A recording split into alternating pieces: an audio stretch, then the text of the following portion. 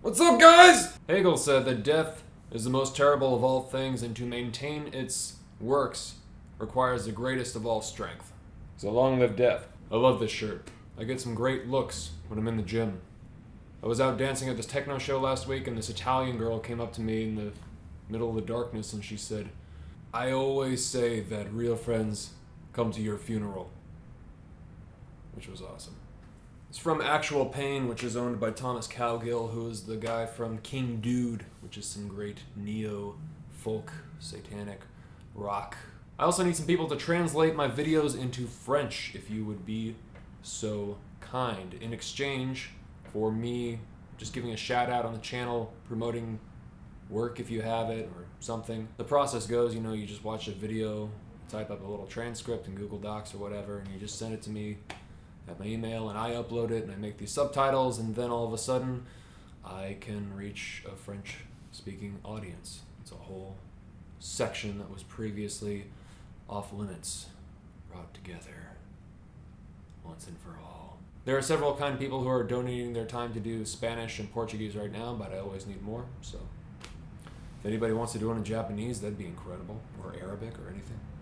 I'm very thankful to the people who are doing that, and I'm very thankful to anybody else who may be interested in helping out with that. So, maybe one day I'll actually be able to hire translators, however today is not that day, but we're getting there. If you would like to support the channel, please hit me up on Patreon, or just throw some cash at PayPal, or you can send me your work if you would like a potential review, not guaranteed, but you can pay me to read your work. I offer a potential review if I like it, or, I can just give you constructive criticism and feedback, or I can do, both. Please do so at the same email address, and always remember... Alright, God. This is a long time coming. I've had this book for years. It's taken a long time to get to this one.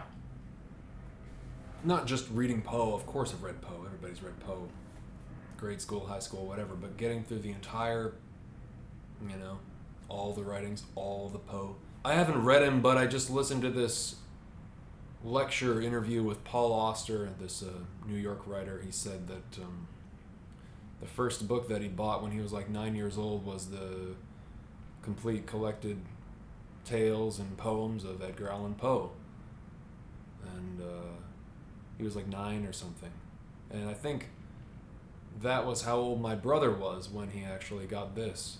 My dad bought this for him. This is the same edition too. It's just this Barnes & Noble big beautiful book, which is falling apart, as you can see. There he goes. Yeah. Oh, it's great.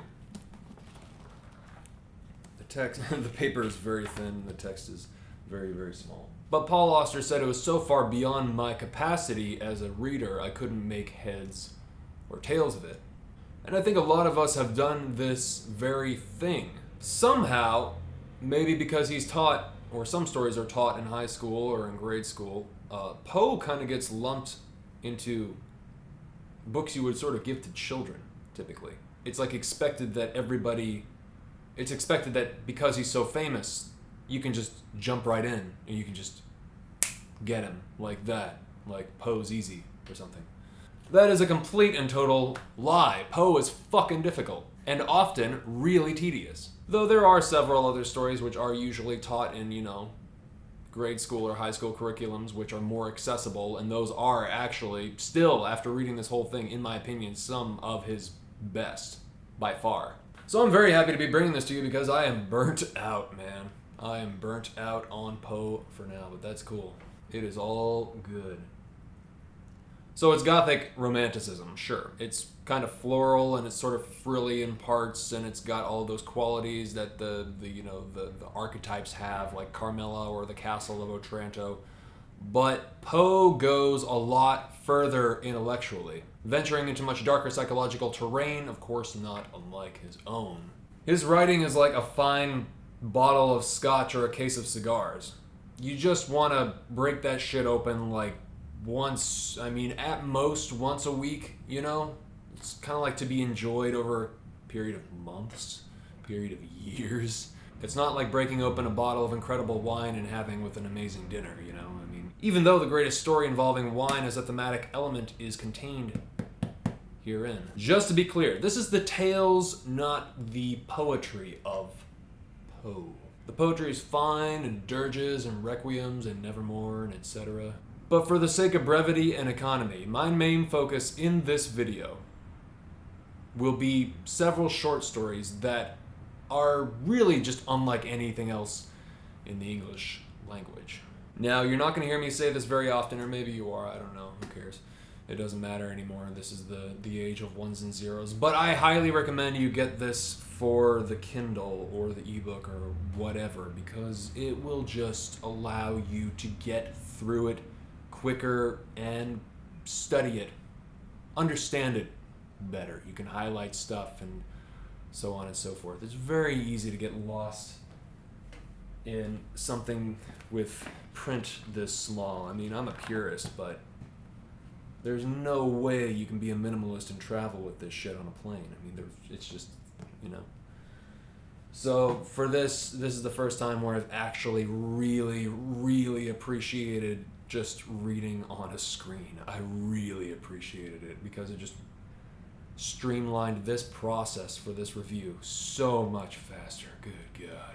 I finished the Kindle version. What I didn't realize was actually there is a whole other section in this physical version which contains the narrative of Arthur Gordon Pym, which was the only novel that Poe ever wrote. There's also like some criticism and stuff, but that really has no place here.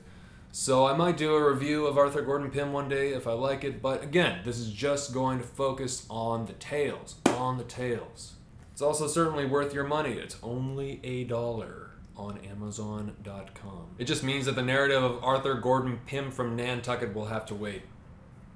Nantucket.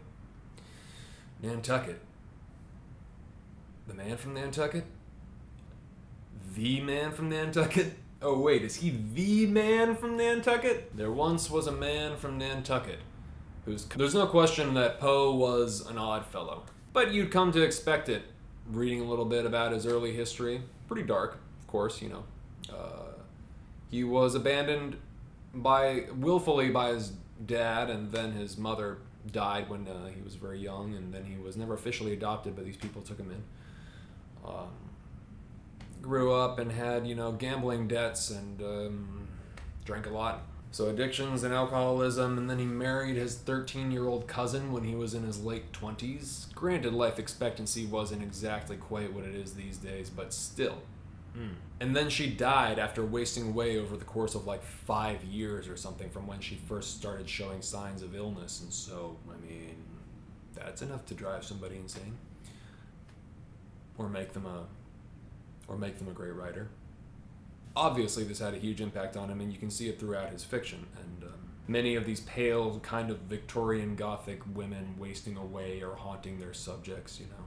In this way, Poe seems sort of like this shell-shocked, frail, consumptive, little, limp-wristed man. But he was actually sort of a well-educated, French-speaking, ex-military alcoholic with a penchant for black humor. So, extremely black humor. It's kind of the way that I would describe him. Because a lot of his stuff is total satire, you know. He's kind of making fun of the Gothic genre while writing these sort of what became quintessential Gothic stories, which is very funny. And he died wandering around the streets of Baltimore at age 40, wearing somebody else's clothes and sort of babbling incoherently. And like, I think there's like the famous, somebody said that he just like died in a gutter, literally. Who knows? It wasn't exactly a happy ending, but it was a true ending. It was a true death because it was an honest death, said Hemingway. Though one thing, I cannot read romantic writing like this, modern romantic writing like this, which actually seems to be, I get sent a lot of it, okay? I can't read modern writing like this, in this tone, this Gothic romantic tone, and take it seriously, right? It's so indicative of a time and place that puts such emphasis on these prissy details. These extravagant, excessive sentences. That only in this context, in the words of the author who wielded them like a fucking knife, is it not outrageously obnoxious? I've had kids send me their writing where they're making references to like Greek texts, obscure Greek texts, or Latin or French phrases, and do not do this. Do not do this. Stop. Stop it. Do not do this. The effect is lost. Do not do this. You have to understand, I'm a guy who lives for this shit, right? This is my stuff. But we need to move on as a culture and not fetishize nostalgia. Otherwise, you end up with this shit like steampunk. Another disclaimer, I hate like half of these stories. They're boring. Yes, it's okay to say so. It's the truth. Some of these are drier than a nun's nasty, as they say, down under. So much so that you realize maybe the only reason they included them in the publication was for thickness, if you get my drift, but also because, I mean, this is basically all he wrote. And while it seems like a lot, it is just one pretty thick volume, you know? He was only 40. So yeah, I have my suspicions that they're sort of just like adding value, or if you want to argue for the sake of it, just being the complete full everything, and they just wanted to throw all of it in, and there it is. Okay, sure, but the stories differ radically in quality, I will assure you. So, the ones that I truly love are probably the ones that you already know of if you're well read, you know, if you read a bit. Those and the ones that I discovered were actually satirical and kind of humorous in the context of the entire work. He wasn't quite like I do have a different picture of him now, because he's not exactly the Lovecraftian kind of misanthrope that I initially conjured in my head. But he is, without a doubt, a genius. Without question. As with every author on this channel, you know, his good stuff is worth his bad stuff. We're all human. We all shit, you know? But of course we love Poe for the tales which are like flooded in atmosphere. Crumbling chateaus, gothic tombs, murderous deeds. Blood-spattered ghosts of long-lost obsessions. Nightmarish disturbances that emerge from the deepest recesses of the subterranean consciousness. This is the lush, blood and wine-covered Poe, who wrote what I think is the greatest short story in history. I mean, I can't find anything better than the Cask of Amontillado. That's my favorite, maybe. The Circular Ruins by Jorge Luis Borges is pretty close, but make no mistake, Jorge Luis Borges loved Poe. Fucking loved that guy. So again, within here are many, many, many stories, some good, some bad, but we don't have hours and hours and hours, and I don't want to just like string this out over a part 1, part 2, part 3. I just think that's bullshit. So there's too much, life is too short. So I'm just going to give you like kind of a summary of my favorites, and you can drift through the dank realms at your leisure. Now, I would insist that you read all of these short stories for yourself, by yourself. That is, unless Christopher Lee recorded an audiobook version. Whatever the voice in your head sounds like when you're reading Poe, it's probably not as good as Christopher Lee's. Or it might be, you know, the voice in my head I get when I'm reading Poe already is Christopher Lee's, or maybe, you know, Vincent Price. But it's awesome. Total camp. Even if he does fuck up the pronunciation of Amontillado, it's not Amontillado, please. That's been a fucking, like, it's been like a pet peeve ever since like 6th grade English for me, so fuck y'all. Pronounce it right. But he gets off the hook. He's Christopher Lee. You're not Christopher Lee, because he's dead. Or maybe you are. The Cask of Amontillado is, without question, the best. It's still my favorite.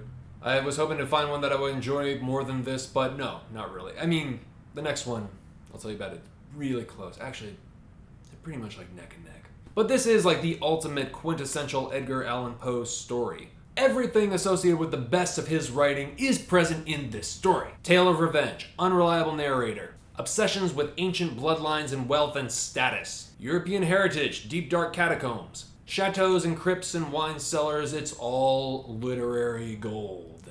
The narrator has his revenge upon Fortunato, his arch enemy, at least in his head, who he finds drunk at a festival. He lures him down into his wine cellar.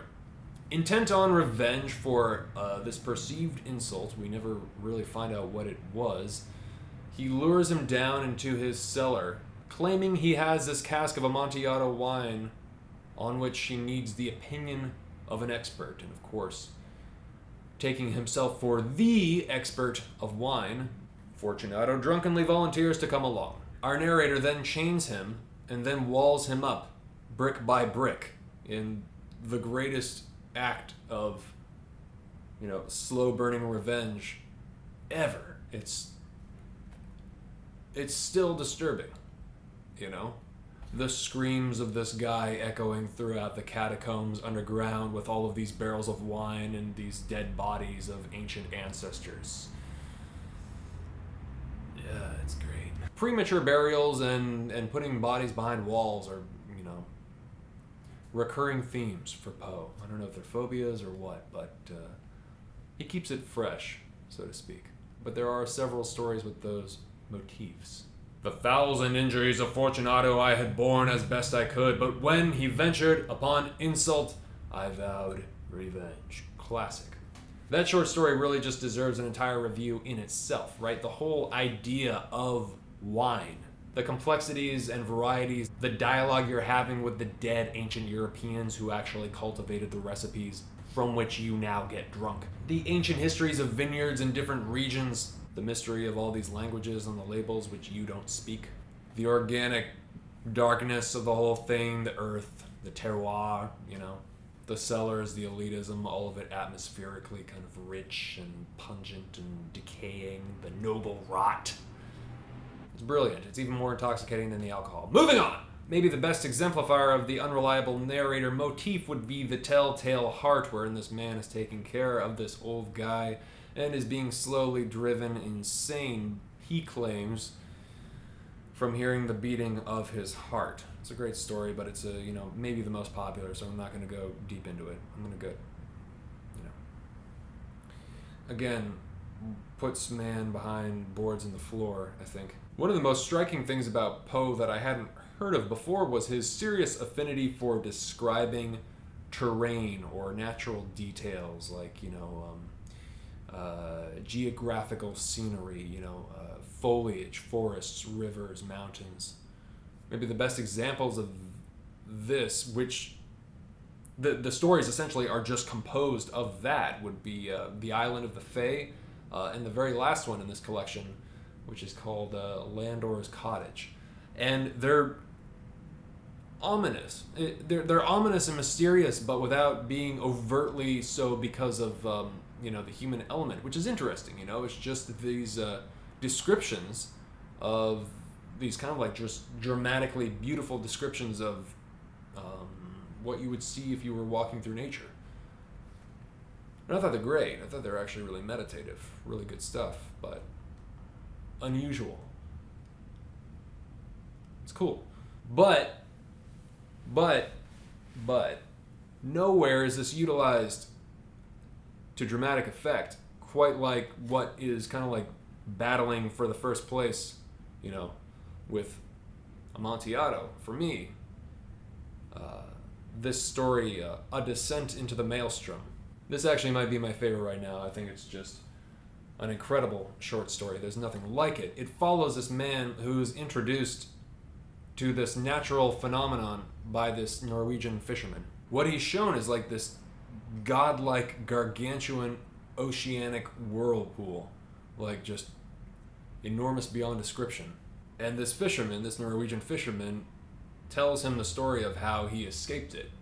And some of the sentences in this are just, some of the sentences are perfect. I mean, they're perfect. Looking about me upon the wide waste of liquid ebony. So good. On which we were thus born, I perceived that our boat was not the only subject in the embrace of the whirl. Both above and below us were visible fragments of vessels, large masses of building timber and trunks of trees, with many smaller articles, such as pieces of house furniture, broken boxes, barrels, and staves. I have already described the unnatural curiosity which had taken the place of my original terrors. It appeared to grow upon me as I drew nearer and nearer to my dreadful doom.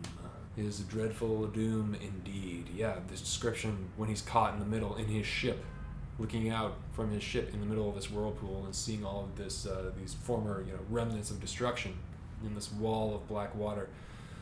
It's very, very good imagery.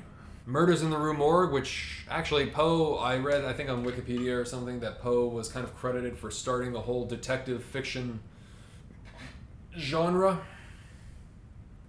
I don't know if that's true or not, but I wouldn't be surprised. Poe loved to describe the deductive reasoning behind these detectives' methods for solving a crime to great detail, sometimes to, again, tedious detail. However, Murders in the Rue Morgue is the best of these types of stories in this collected. It turns out that the culprit of the murders was an orangutan with a razor blade, which is as absurd and bizarrely funny as it is kind of just horrifying. So, great story. There's a sequel in the collected fictions which is not nearly as good. That's the very dry, almost like textbook analytical description of solving a crime, which kind of takes away any and all drama for me, at least personally. The Purloined Letter, while being kind of a clever trick, also falls into the same category. Very analytical. Not my cup of tea. Might be yours. Not really for me. Kind of academic or analytical, not really my thing. Sort of like it's a puzzle. Poe's a big fan. It's a puzzle. It's a mystery. Poe's a big fan of puzzles and mysteries. However, he kind of like goes overboard for me with these ones. He loses me. But you may love them. I don't know. Whatever. Check them out. The Black Cat. My God, my mother read this to me when I was very young, and I still remember nearly the entire story and this one in particular description, this sentence. And buried the axe in her brain. Buried the axe in her brain. What a brilliant metaphor. To bury the axe in your wife's brain.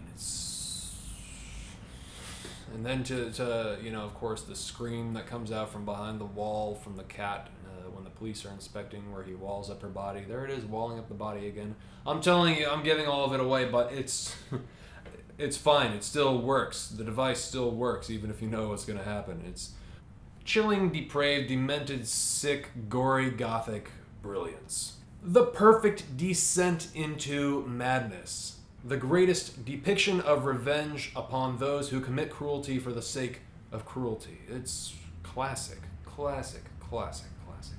Which leads us into the other one, which I had not read, which is called Imp of the Perverse, which is actually all about this, sort of the elucidation or the illumination of the mind of the serial killer, and his reasons for doing wrong for wrong's sake, or his fascination at man's ability or compulsion to do so. The compulsively self-destructive nature of the human being from the point of view of a murderer. And of course this has gargantuan philosophical consequences, illuminated over entire volumes by 20th century French thinkers. So it's a great precursor or foray into, what was to come with the whole existentialist thing, if you want to call it that. William Wilson is a story about a man who kills himself, but not in the way you think. The Mask of the Red Death.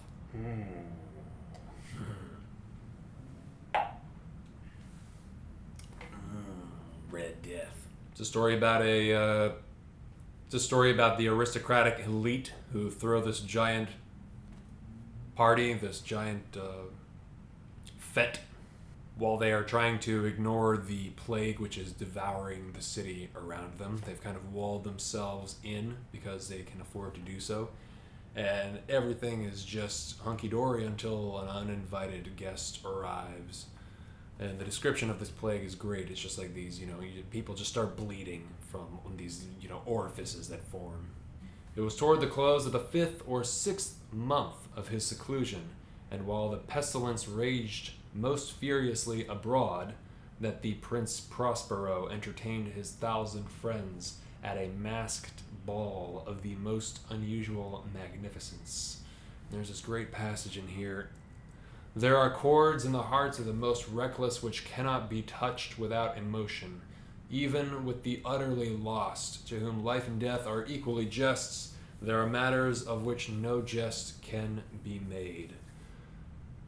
And the last line, which I'm going to spoil for you, is just because it's so good. Darkness, decay, and the Red Death held illimitable dominion over all. Oh yeah, that's good. Yeah. Poe had a couple of philosophical texts, but wasn't taking himself so seriously as to not poke fun at it all once in a while, which brings me to my next point and discovery, which is that Poe was actually a really funny guy. And I really want to emphasize this because for all of the melancholic and lamenting cliche, Poe was a very funny guy. For the best examples of this, you have The Predicament, which is an absurdist narrative about a female psychic who is decapitated by the clock of an enormous Gothic cathedral. You have The Spectacles, which concerns a handsome young man with poor eyesight who falls in love with a woman at the opera, marries her, then finally puts on glasses and realizes it's his 82-year-old grandmother. Plenty of stories about men who narrate their journeys into total, occasionally physical, disintegration. The Angel of Odd, an extravaganza, follows a man who is haunted by a creature made from whiskey barrels and wine bottles that speaks kind of like a German alcoholic's best attempt at English. And of course, on the much less humorous side, there are many, many stories which are taken from the events concerning his very terminally ill young cousin/wife, who again hung on for something like 5 years after becoming sick, which is a long time, plenty of time to drive anybody completely batshit.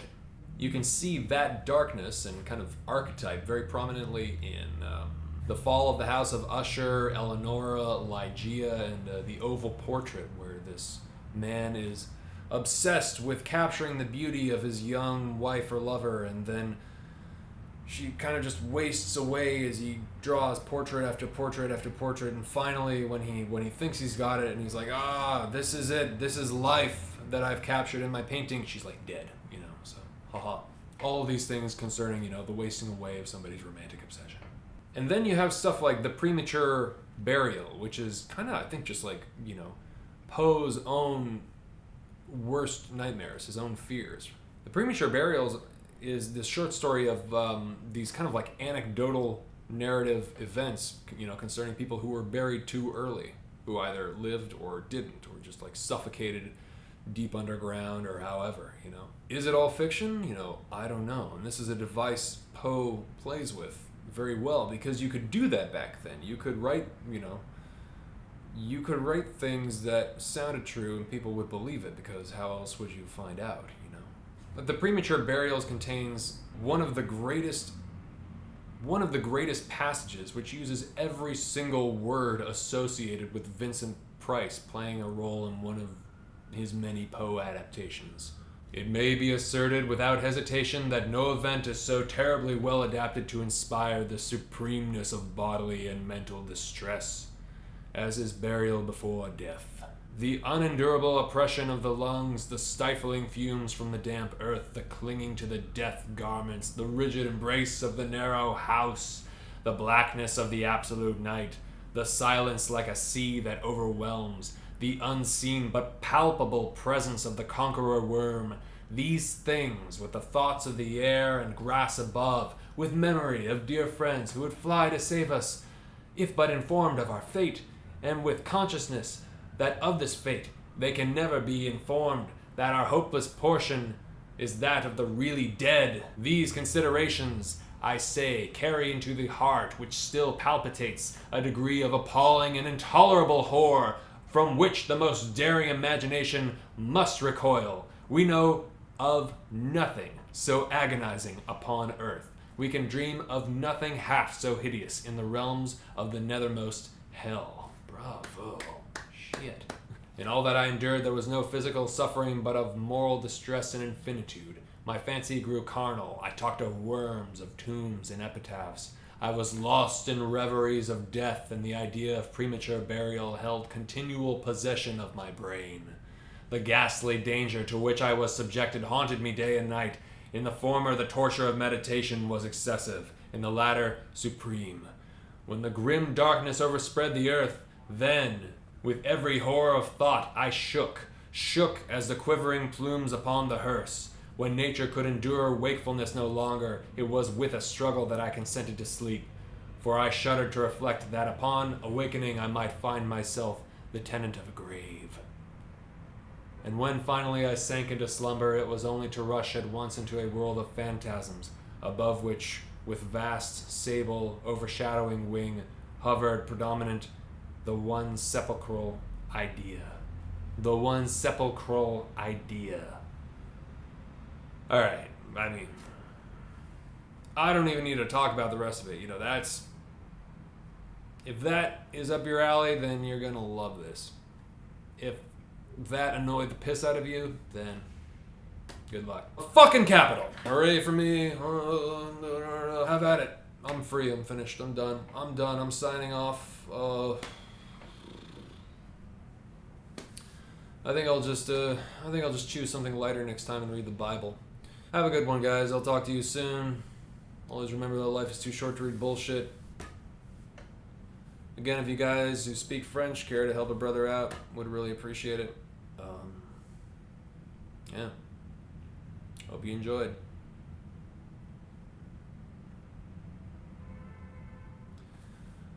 I'll see you guys soon. Have a good one. Ciao.